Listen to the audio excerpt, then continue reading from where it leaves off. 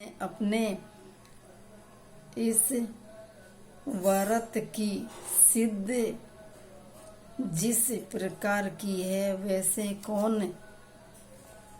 कर सकता है। पुरुषोत्तम भगवान के प्रसन्न करने का इसके समान और कोई साधन नहीं है। श्री नारायण बोले, उन्हें दूतों से अपने पुण्यों की प्रशंसा सुनकर वह प्रसन्न हुआ था।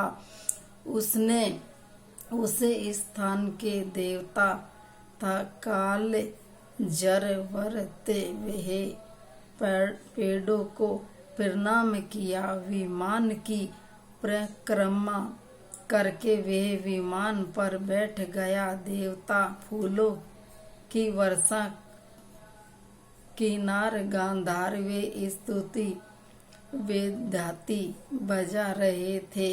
वह विमान में बैठकर गौलोक में चला गया, जिसमें जाकर फिर लौटना नहीं है। दो भुजा वाले श्री कृष्ण के दर्शन कर आनंद से गौ सेवत उसी लोक में रहने लगा। श्री नारायण बोले, देवता इस मास में इस चमत्कार को देखकर प्रशंसा करते अपने अपने लोक को चले गए।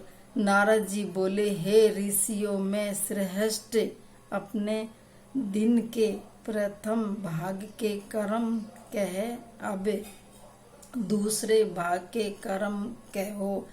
नारायण बोले, प्रभात कर्म करने के बाद मध्य या संध्या करें, तिल से तर्पण करें, पंच यज्ञ करें, भूत बलि कौवे कुत्ता आदि को दे, द्वार पर आकर गौ दाहन काल तक अतिथि को देखें, मिलने पर अन्न जल से उसका सत्कार करें।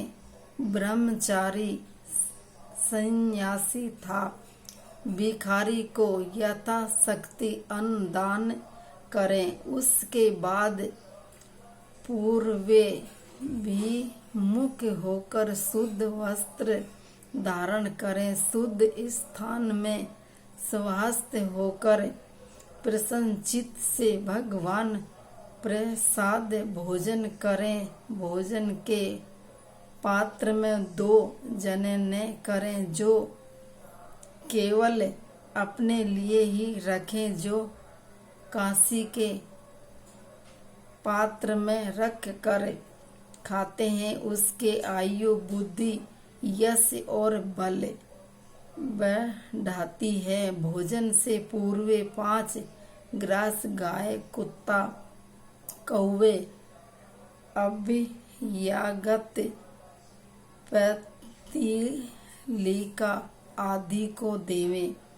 पहले मीठा नमकीन व खट्टा, बीच में कड़वा गरम, अंत में भोजन करें अथवा पतला पदार्थ। पहले कठिन वस्तु, बीच में अंत में पतला पदार्थ खावें।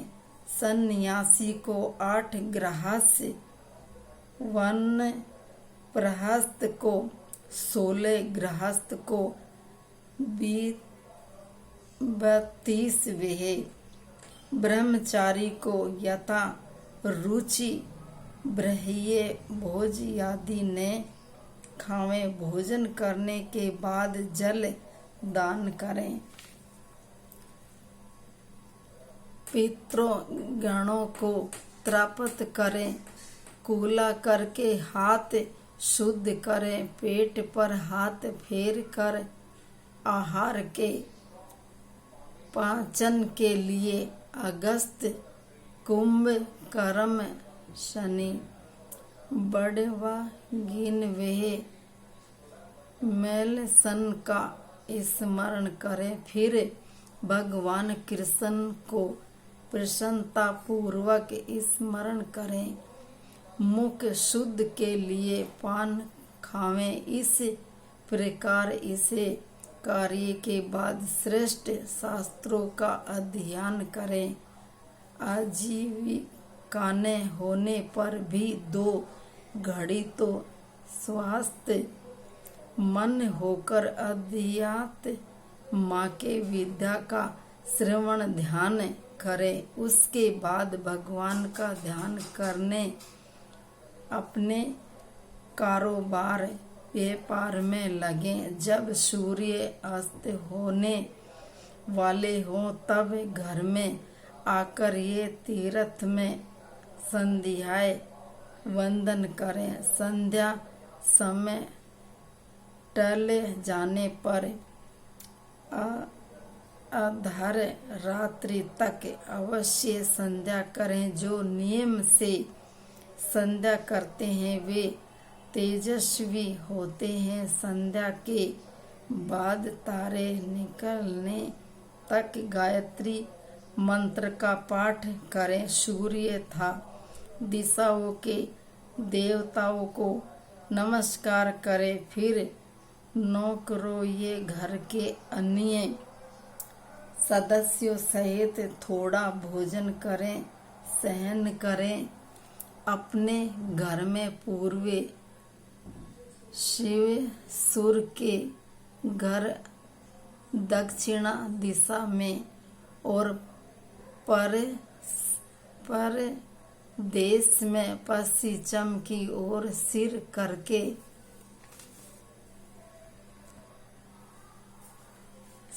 करके सोएं। उत्तर की ओर सिर कभी न करें। सुखपूर्वक शयन करके करें लिए। अगस्त माधवे महाबली मुचकुंद कपिल मुनि था। अस्ति के मुनि का नाम स्मरण करें। सिरहाने जल का कलश रखें।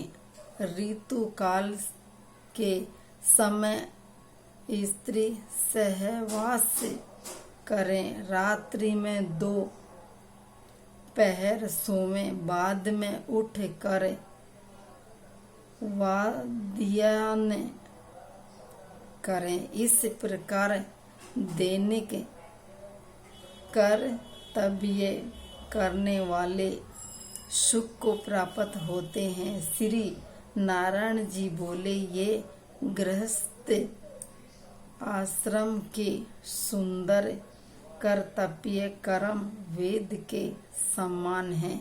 संसार की भलाई के लिए ही मैंने ये वचन कहे हैं। ये 29वां अध्याय पूरा होता है।